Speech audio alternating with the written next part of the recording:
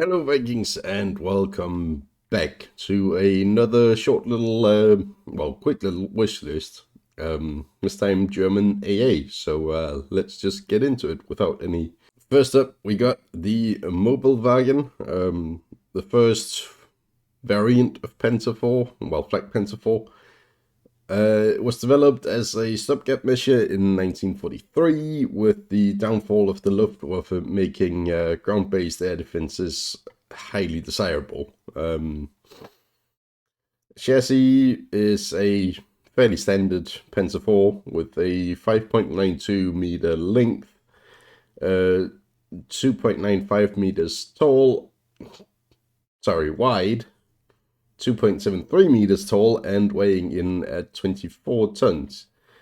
Powered by a Maybach HL120 TRM, 296 horsepower, and a top speed of 38 kilometers an hour, so fairly standard Panzer IV so far.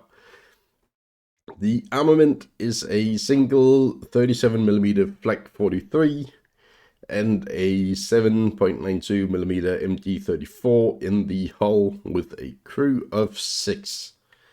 Also existed, a single variant existed with the 20mm Fleck feeling.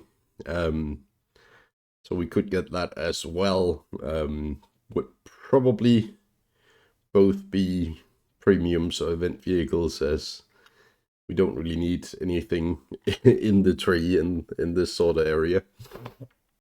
Next up, we got something that sadly only survives as drawings. We got the Panzer III Uswind.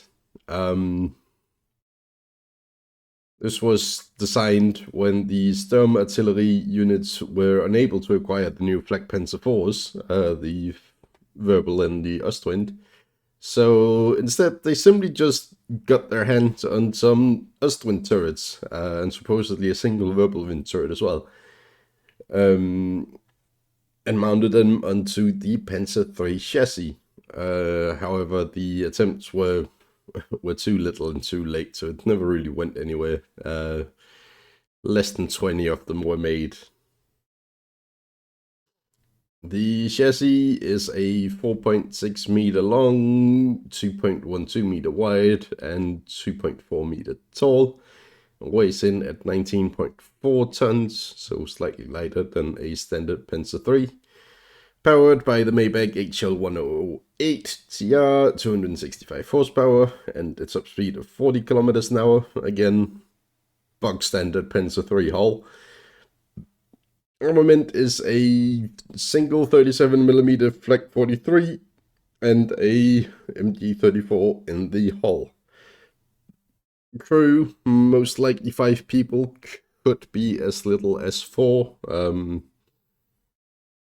not entirely sure, but 3 in the turret and 1 or 2 in the hull.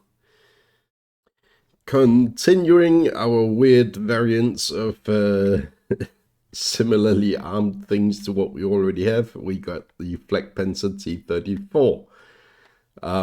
This was a single conversion of a captured T34 on the Eastern Front, and it got turned into an AA platform by the the battlefield engineers attached to a heavy tank destroyer battalion. The chassis is the bog standard T34. I couldn't find anything specific on this particular version, but the changed turret makes it weigh in at about 30 tons. Power plant is a V234 V12 engine, 500 horsepower, and a top speed about 50 kilometers an hour, same as a T34. The armament is a 20mm Flak feeling 38, so 4 of the 20 mils in, basically an Ostwind turret. Not Ostwind, wind turret. And the crew is most likely 4 people, with 3 in the turret and 1 in the driver's position, though it's not entirely clear. Something a lot more modern we got the Boxer Sky Ranger. Well, Sky Ranger in general, but this particular version is mounted on the German Boxer hull. It is a combined weapon system consisting of both guns and missile launchers, as well as its own search radars. It's designed to be a modular platform to provide full close-in air defense coverage and to be able to be mounted on light vehicles, like the Boxer. The chassis is 7.88 meters long, 3.6 meters wide, and 3 meters tall, and it weighs in at 25.6 tons. It's powered by an MTU V8 199, 711 horsepower, and a top speed of 103. The armament is either a 35mm Oerlikon autocannon, or 4 Stingers in a, well, possibly more, but a quad launcher at least. And with the remote turret, as little as 2 people is required to operate it, but it probably has 3 or 4 crew.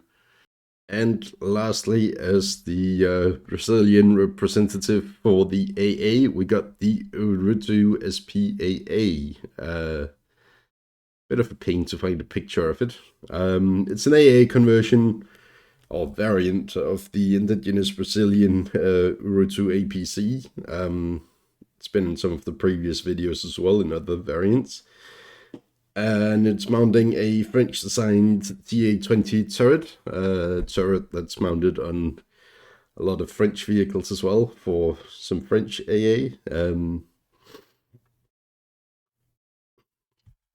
Anyway, it is 6.1 meters long, 2.85 meters wide, and 2.12 meters tall, weighing in at 14 tons. Powered by a Detroit diesel 6V53T, 212 horsepower, and a top speed of 90 kilometers an hour.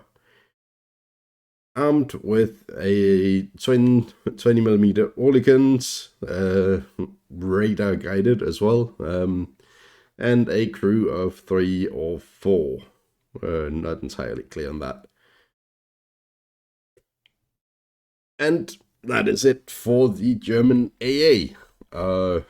Next up is going to be an absolute pain with all the freaking tank destroyers I got on my list. Might have to remove some of them. Anywho, thanks for watching. Don't forget to like, throw me a comment if you think I've missed anything, or if you want to see some other wish lists for the other nations.